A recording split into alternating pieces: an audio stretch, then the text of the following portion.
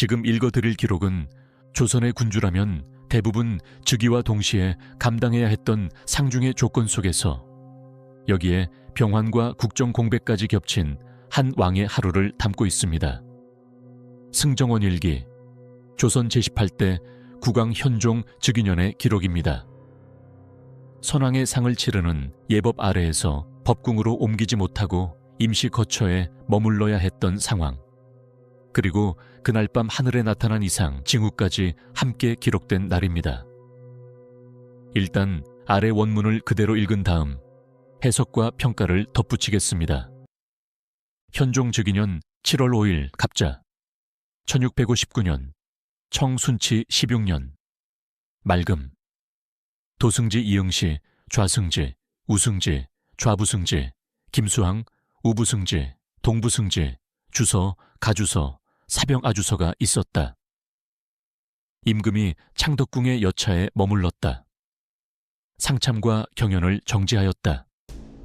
이날 밤 일경에 유성이 기성 아래에서 나타나 남쪽 하늘 끝으로 들어갔는데 모양은 주먹과 같고 꼬리는 두세 자쯤 되었으며 빛깔은 붉었다. 삼경에는 유성이 천창성 아래에서 나타나 손방 하늘 끝으로 들어갔는데 모양은 사발과 같고 꼬리는 세네 자쯤 되었으며 빛깔은 희고 그 빛이 땅을 비추었다.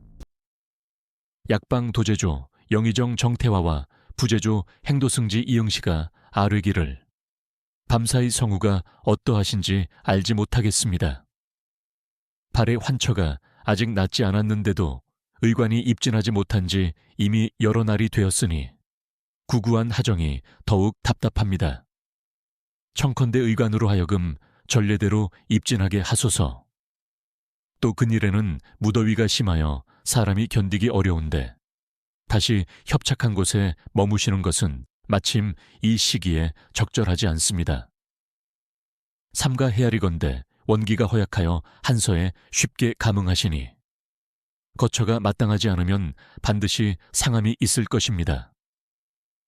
양지당은 다만 몇 칸의 별사에 지나지 않아 본래 트인 전 각과는 비교할 바가 아니니 잠시도 불안할 일이 없습니다. 바라건대 날씨가 서늘해질 때까지는 옮겨 머무르시어 조섭하소서 하니 임금이 답하기를 아뢰는 대로 하라. 그러나 이때의 거처를 어찌 편의대로 할 수 있겠는가. 별다른 상함은 없으니 경들은 지나치게 염려하지 말라 하였다. 정태화 등이 대왕 데뷔 전에 안부를 물으니 알았다고 답하였다. 정태화 등이 데뷔 전에 안부를 물으니 망극하다고 답하였다. 정태화 등이 중궁 전에 안부를 물으니 알았다고 답하였다. 황기와 돼지 기름을 함께 고약으로 지어드리라 전교하였다. 이 기록은 현종 즉위 직후의 정치적 신체적 상황을 매우 압축적으로 보여주는 사료입니다. 우선 눈에 띄는 것은 임금이 머물고 있는 장소가 법궁이 아닌 여차라는 점입니다. 여차란 상중이거나 정식 거처를 사용할 수 없을 때 임시로 머무는 공간으로 정상적인 국왕의 거처가 아닙니다. 현종은 효종의 승하 직후 즉위하였기 때문에 형식상 상중에 있었으며 그 자체는 모든 왕에게 공통된 조건입니다. 그러나 이 기록이 특별한 이유는 상중이라는 형식적 제약을 넘어 정치와 일상 국정이 실제로 멈춰 있는 상태가 명확히 드러나기 때문입니다.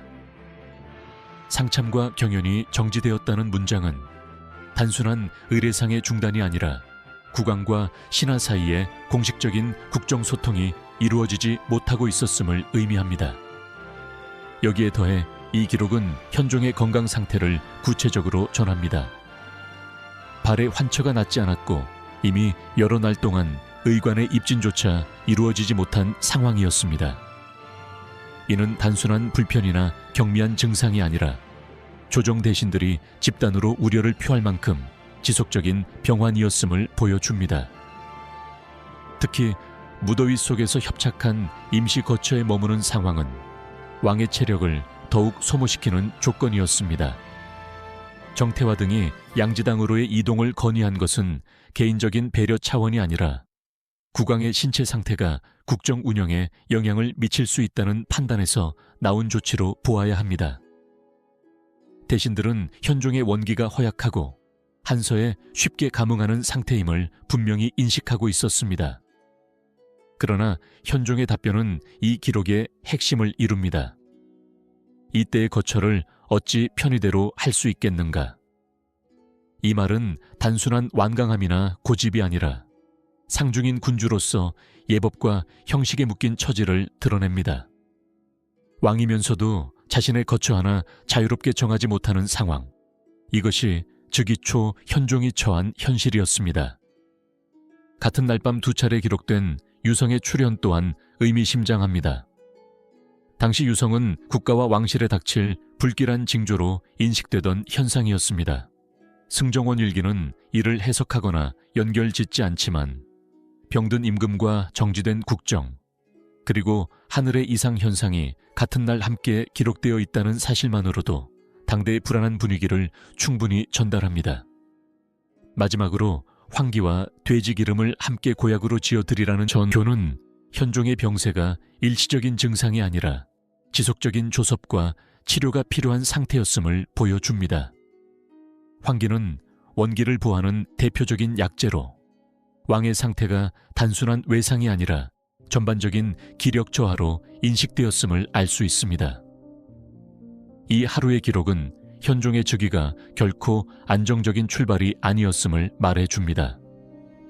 왕위에 올랐지만 상례와 예법, 병환에 동시에 묶여 있었고 국정은 형식만 유지된 채 본격적으로 작동하지 못하고 있었습니다. 승정원 일기는 이를 평가하지 않고 다만 사실로 남깁니다. 바로 그 점에서 이 기록은 매우 정직하고 동시에 무겁습니다. 승정원 일기는 비명을 지르지 않습니다.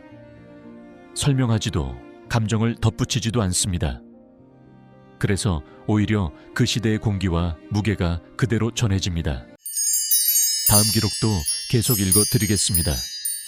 구독해 주시면 이어서 전해드리겠습니다.